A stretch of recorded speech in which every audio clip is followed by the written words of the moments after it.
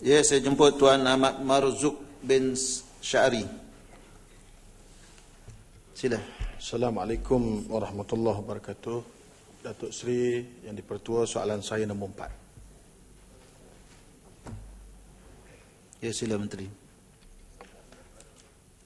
Terima kasih Datuk Seri Yang di-Pertua, terima kasih Yang Berhormat Bacok.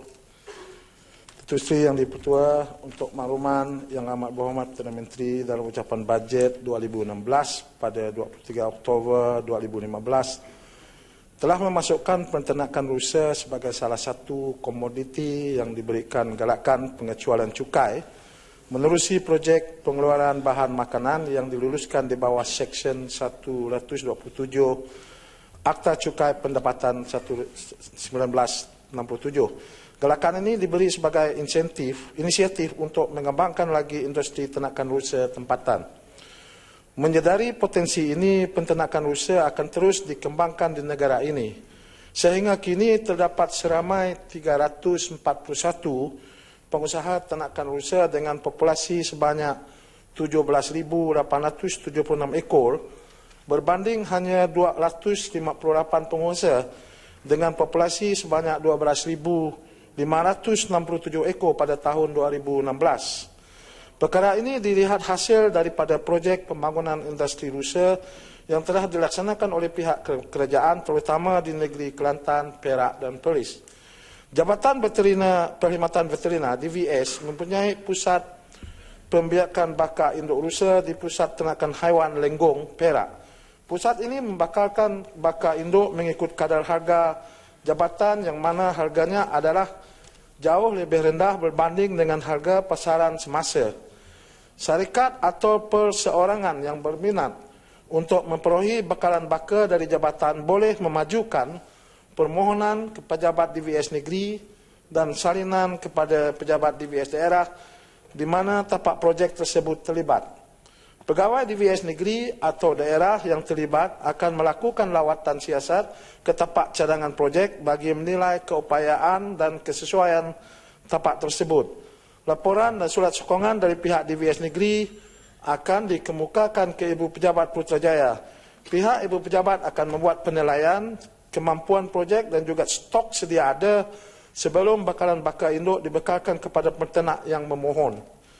Buat masa ini tiada peruntukan atau dana khusus yang disediakan bagi peternakan rusa. Walau bagaimanapun DVS menyediakan khidmat nasihat seperti rundungan untuk cadangan projek, khidmat nasihat pengurusan ternakan dan teknikal, serta menjalankan program kesihatan gerompok dan khidmat rawatan kesihatan kepada pengusaha yang memerlukan bantuan. Sekian, terima kasih. Ya, Ya Muhammad Bacok.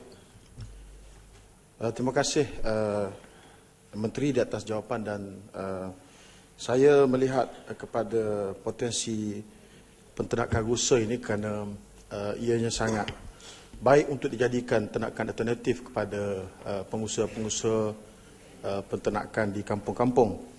Kerana dengan kos yang hampir sama dengan ternakan lain dan juga dengan kadar penyakit yang sangat minima dan juga dengan permintaan serta harga pasaran daging rusa ini sangat tinggi berbanding dengan yang lain, maka sepatutnya pihak kerajaan perlu untuk memberikan peruntukan dan juga pertambahan yang lebih besar.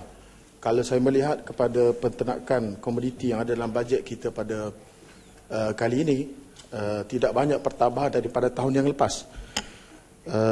Soalan tambahan saya, selain daripada ternakan rusa yang juga merupakan haiwan eksotik ini, masyarakat kita suka makan daging-daging haiwan eksotik ini. Adakah pihak kementerian bercadang untuk mencari selain daripada rusa sebagai ternakan alternatif dan haiwan eksotik kijang ke, landak ke dan sebagainya, kerana orang kita suka makan haiwan eksotik ini.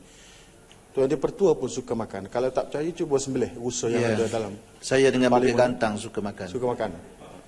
Jadi soalan tambahan saya lagi ialah bila nak sembelih rusa yang dalam pagar parlimen untuk kita makan semua. Sekian. Assalamualaikum. Sila Menteri. Terima kasih kepada Yang Berhormat di atas soalan tambahan. Ya, penternakan rusa ini memang ada potensi kerana haiwan ini tahan lasak lah dan kurang penyakit. Tetapi buat masa ini harga dia adalah mahal sikit lah kalau dibanding dengan daging-daging lain, kerana pada masa ini harga semasa kurang lebih RM60 1 kilo lah. Dan cadangan untuk introduce haiwan-haiwan eksotik yang lain itu cadangan yang baik. Kita akan mengkaji lah sama ada viable atau dengan izin lah tidak viable. Saya faham ramai juga rakyat-rakyat kita suka makan haiwan-haiwan daging-daging eksotik lah. Oleh kerana mungkin dapat menambahkan kesihatan dan sebagainya. Jadi kita akan membuat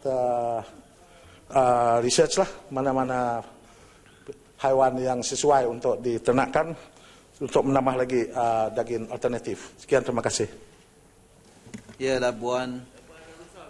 Terima kasih Datuk Seri Yang di-Pertua. Yang Berhormat Menteri, daripada 341 pusat ternakan rusa yang ada di negara kita, adakah yang sudah menjadikan ia juga sebagai produk pelancongan selain daripada produk untuk dagingnya? Dan bantuan kerajaan yang diharapkan tadi, tapi dengar juga cuma bantuan benih. Kalau boleh diadakan untuk kita adakan jadikan ianya sebagai produk pelancongan seperti yang diadakan di luar negara, di mana kambing biri-biri pun menjadi pusat pelancongan dengan adanya persembahan-persembahan, dan juga seterusnya restoran-restoran yang boleh menghidangkan daging eksotik ini ke pelancong yang sudah ramai mula datang ke negara kita. Terima kasih. Terima kasih Rabuan atas soalan tambahan. Memang ada pengusaha-pengusaha yang menternakkan rusa ini menjadikan tempat Melaka itu tempat pelancongan jugalah. Tapi bukan kerana hanya ada rusa yang diperternakkan lah. Ada haiwan-haiwan lain seperti unta, burung ostris dan sebagainya. Kerana kalau kita nak buat itu satu agrotourism, ia mesti dapat menarik pelanggan-pelanggan lah. Jadi tadi saya lupa menjawab soalan Pak Cuk mengenai rusa di parlimen. Itu di bawah parlimen lah. Mungkin Tuan Speaker akan membenarkan untuk disembelih di sini lah. Speaker dah setuju. Sekian, terima kasih. Ya, saya jemput Yang Berhormat